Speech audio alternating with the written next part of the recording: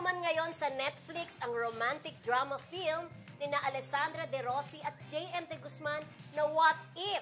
Pero may mga netizen din na nag-comment na tsaka daw ang storyline at nabore sila. Sagot naman ni Alessandra sa kanyang post, patawarin mo ako, sorry na, tulog na. Sabi.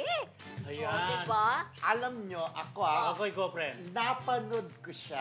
Okay, ikaw magsabi ikaw niya, magsabi kasi maganda ikaw ba? manalo. Although hindi ko natapos kasi nagpapatulog lang ako. Kasi, Okay. Pero tinignan ko, ang istorya niyan, yung parang nape-pressure itong si Alessandra na magkaanak. Pero una pala, sinabi niya kay JM na hindi ako magkakaanak. Okay. Sabi niya, hindi ako magkakaanak pero okay lang, mahal pa rin kita kahit huwag kang magkaanak. Basta magkasama pa rin tayo.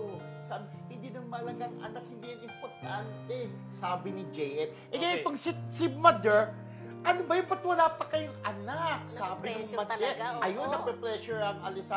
Ba't wala pa kayong anak? Sana magkaanak na kayo. Di balik ang JM. Hindi mo man ako pinagtatanggol sa nanay mo. Noong una pa lang sinabi, hindi tayo magkakaanak. Eh bakit ba ako sinisisi? Mama ko yun eh. Siya na sinasabi ko naman sa kanya, hindi ka magkakaanak. Pero magagawa na, minsan pabago-bago naman tayo ng ideas. Eh ngayon, syempre gusto ko na naman magkaanak ngayon. Eh bakit nga hindi nga ako magkakaanak?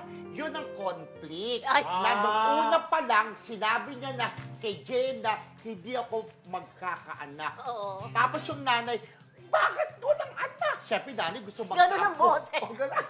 Ganun. Sinong nanay na gumanak? Hindi ko kilala kasi parang hindi na lang binanggit. Basta nag-away sila. Bakit parang sinabihan yung boses ng dahil nanay? yung walang Pero anak. Gusto sa sarili, magkapo. yung mga basis na panood mo, pangit ba yung pelikula? Or In gusto mo? fairness, kanya-kanyang taste naman, kanya-kanyang ano yun eh. Sa akin nagustuhan ko. Oo. At parang halos sa kanilang tumatakbo yung istorya. Kasi sabi ng netizen, sa lahat daw ng pelikula ni Oo, Alessandra, nabasa ko yung nga, daw ang pinakapangit. pinakapangit. Pero depende nga yun sa panlasa, Oo, di ba? Yung Ayan, kita-kita, diba? maganda. Tapos yung sumunod na, ang ganda nung sinulat din niya, yung kay At Paolo. wala daw chemistry, totoo ba yun? Ay, may chemistry pa. Ay, nakita-kita may chemistry. Sabi doon, no? Baka buzzer din naman yung ano. Pero kanya-kanyang opinion niya Kanya na. ng opinion. Oo. Ay, sa Pero- patawarin mo ako. Tulog na. Parang sarcastic din naman So, yung correct. sagot ni Alessandra. Pero diba? swabe lang yung sagot ni Alessandra. Oo. Parang, Tulog okay, na. kung di mo nagustuhan, di ba tulog ka? Parang ganon. Something Yes. like that, di ba? Yes, oo. In fairness, matalino. Ang ganda nga nung gawa niya kay Paolo Contis. Di ba? Pero hindi naman Paolo siguro... Contis o kay Piolo Pascual, yung Amanda. Hindi ano yung kay Paolo Contis siya si Alessandra. Oo, meron din silang movie Yung before. Paolo? best actor si Oo. Paolo Yung Contis. ang namatay si galing. Alessandra, yung may Oh, yung- sakit siya. Ay, oo. Oo, Diba? sa ibang bansa Ang yun, ganda. di ba? Oo. Oo, yun maganda Sa yun. Viva yun, sa Viva yun. Siguro kino-compare nila dun sa mga past projects ni na pasado sa panlasa nila. Oo. So this time siguro hindi sila nakakitaan ng chemistry para sa iba. Pero hindi naman siguro magiging #1 sa Netflix kung Oo. hindi rin naman maganda.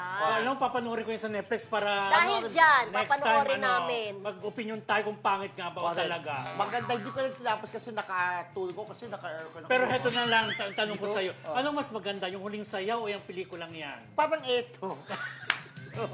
Maganda. Pero maganda rin huling sa'yo. Kaya lang, may comparison sa mo anong mas Walang maganda. kabakal-bakal, friendship ha? Hindi ka wala nag-isip ha? Maganda rin ang huling Gaton. sayaw. Oo, Still walang showing na po kayo. Maganda rin huling sayaw. Pero ito, kasi ito drama-draman talaga. Tsaka magkaiba naman yung kwento, Oo. magkaiba yung ano, di ba?